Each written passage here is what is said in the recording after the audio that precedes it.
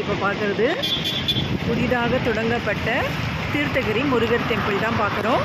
அதனுடைய நுழைவாயில தான் பார்க்குறோம். பார்க்கலாங்க உள்ளே போய். இதுதாங்க தீர்த்தகிரி மலை. இந்த வழியாக தான் தீர்த்தகிரி வடிவேல் சுப்பிரமணியர் டெம்பிளுக்கு போகிற வழி. இல்லை நடந்து போயிட்டுருக்குறாங்க.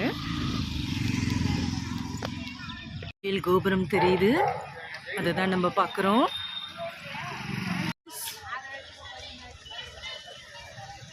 வடிவேல் சுப்பிரமணியர் தீர்த்தகிரி அவருடைய ஃபர்ஸ்ட் லுக் நம்ம பார்க்குறோம்.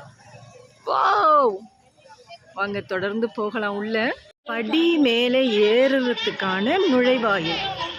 Wow, it looks so colorful.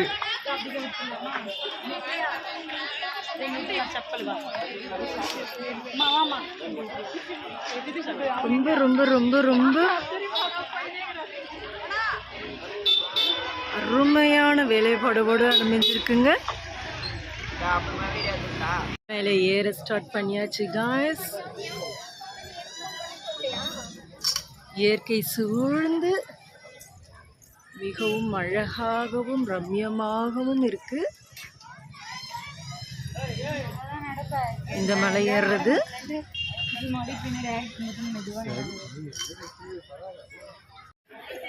Theerthagiri முருகரோட கொடிமரம் கோபுரம் உள்ள சன்னதி இருக்கு.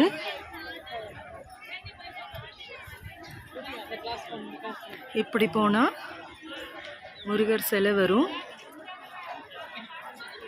இங்க ஒரு நுழைவாயில் இருக்கு.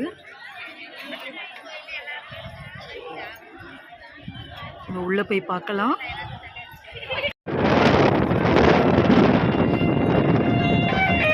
கோயில் எப்போ திறக்கிறாங்க மூடுறாங்கன்னு எல்லா டீட்டெயிலும் இங்கே இருக்குங்க. பேக் போஸ்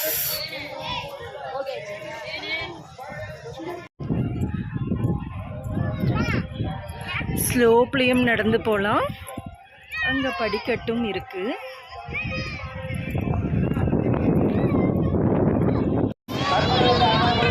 நம்ம இப்போ பார்த்துட்டு இருக்கிறது தீர்த்தகிரியில் இருக்கிற வடிவேல் சுப்பிரமணியரோட சிலையை தான் பார்க்குறோம். இந்த சிலை இப்போ தான் ரொம்ப சமீபத்தில் திறக்கப்பட்டிருக்கு. இதனோட அடி 92 ஃபீட்டுங்க.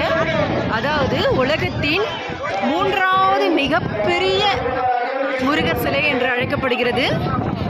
இந்த சிலை இப்போ தான் சமீபத்தில் திறக்கப்பட்டிருக்கு.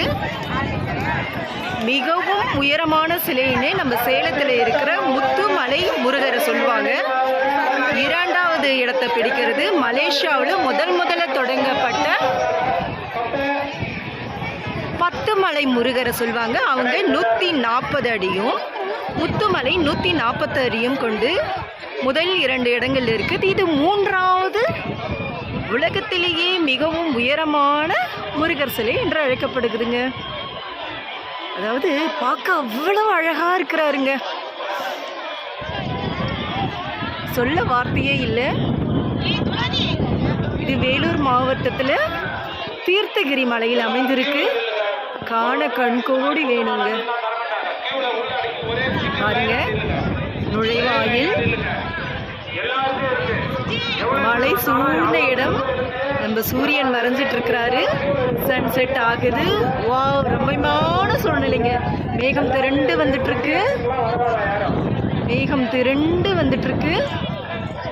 வேல் முருகனுக்கு அரோகரா.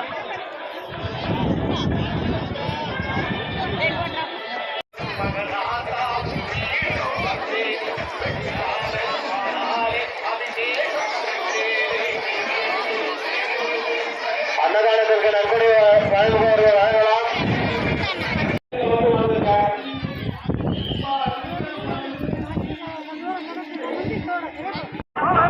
நன்கொடை அளித்த பக்தர்களுக்கு தீர்த்தகிரி கோயில் அலங்காவல் குழு சார்பாக நன்றியை தெரிவித்துக் கொள்கிறோம்.